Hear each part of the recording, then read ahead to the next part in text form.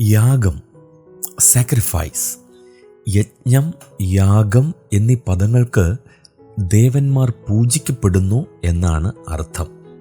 യജദേവ പൂജായാം. അധ്വരം, മഖം, ക്രതു, മേധം എന്നിവ യാഗശബ്ദത്തിൻ്റെ പര്യായങ്ങളാണ്. അധ്വരം സ്വർഗമാർഗത്തെ തരുന്നത്, മഖം ദേവന്മാർ ഇതിലേക്ക് വരുന്നു, ക്രതു ചെയ്യപ്പെടുന്നത്. യാഗം ചെയ്യുന്നവൻ യജമാനൻ. പൗരാണിക മതങ്ങളെല്ലാം യാഗത്തിന് പ്രാധാന്യം നൽകിയിരുന്നു. യജ്ഞവേദികളെയും യാഗാർത്ഥമുള്ള മൃഗങ്ങളെയും കുറിച്ച് പ്രതിപാദിക്കാത്ത മതങ്ങൾ വിരളമാണ്. വൈദിക മതവും യഹൂദമതവും റോമാക്കാരുടെയും ഗ്രേക്കരുടെയും മതങ്ങളുമെല്ലാം യാഗാധിഷ്ഠിതമാണ്. പാപനിമിത്തം ദൈവവുമായുള്ള ബന്ധം നഷ്ടപ്പെട്ട മനുഷ്യൻ ദൈവവുമായി ഉടമ്പടി ചെയ്യുന്നത് യാഗത്തിലൂടെയാണ്. തന്മൂലം യജ്ഞം പ്രഥമധർമ്മവും പ്രഥമാനിധർമാനി ശ്രേഷ്ഠകർമ്മവും യജ്ഞോഹി ശ്രേഷ്ഠമതം കർമ്മ ആണ്.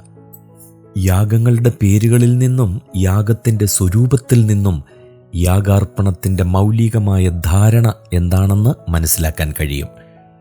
ദൈവകൽപ്പന അനുസരിച്ചല്ല മനുഷ്യൻ യാഗാർപ്പണം തുടങ്ങിയത് എന്നുവെച്ച് അത് മാനുഷികമായ കണ്ടുപിടുത്തമാണെന്ന് പറയാനും നിവൃത്തിയില്ല.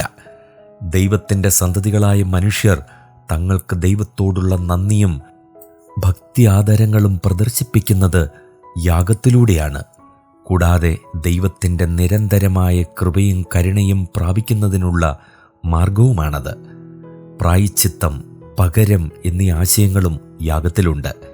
രക്തം ജീവൻ്റെയും രക്തം ചൊരിയുന്നത് ഒരുവൻ്റെ ജീവൻ അർപ്പിക്കുന്നതിൻ്റെയും പ്രതീകമാണ്. യാഗത്തെക്കുറിച്ചുള്ള പ്രയോഗങ്ങൾ നമുക്കൊന്ന് നോക്കാം.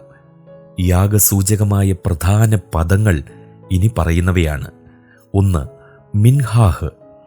രക്തം ചൊരിയാതെയുള്ള വഴിപാട് മിൻഹാഹാണ്.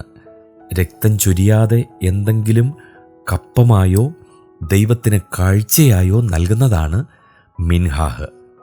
2 ശമൂവേൽ 8 അധ്യായം 2-6 വാക്യങ്ങൾ, 2 രാജാക്കന്മാർ 17-4, 1 ദിനവൃത്താന്തം 16-29, യെശയ്യാ പ്രവചനം 1-13, ഉൽപ്പത്തി 43-11.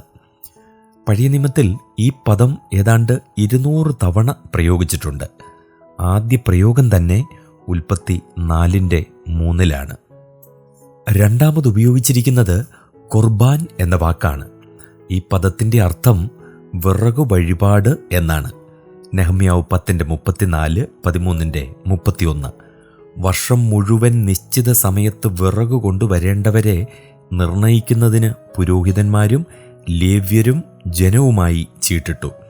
കൂട്ടായ്മയുടെയും ദൈവവും മനുഷ്യനുമായുള്ള ഉടമ്പടിയുടെയും അടയാളമായി എന്തെങ്കിലും കാഴ്ചയായി കൊണ്ടുവരിക എന്നതാണ് ഈ പദത്തിൻ്റെ സാമാന്യമായ ആശയം. ഖുർബാൻ എന്ന നാമപദം ഏതാണ്ട് 80 തവണ പഴയ നിയമത്തിലുണ്ട്. ആദ്യ പ്രയോഗം ലേവ്യ 1-2. മൂന്നാമത്തേത് സെബഹ്, അറുക്കുക എന്നർത്ഥമുള്ള സാബഹ് എന്ന ധാതുവിൽ നിന്ന് വന്നതാണ് സെബഹ്.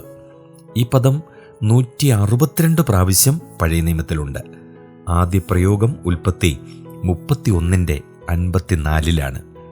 രക്തം ചൊരിഞ്ഞുള്ള യാഗമാണിത്. മിൻഹായുടെയും ഓലായുടെയും വിപര്യായം. ഓല എന്ന് പറയുന്നത് സർവാംഗ ഹോമത്തിനാണ്. പുറപ്പാട് 10-25, 18-12.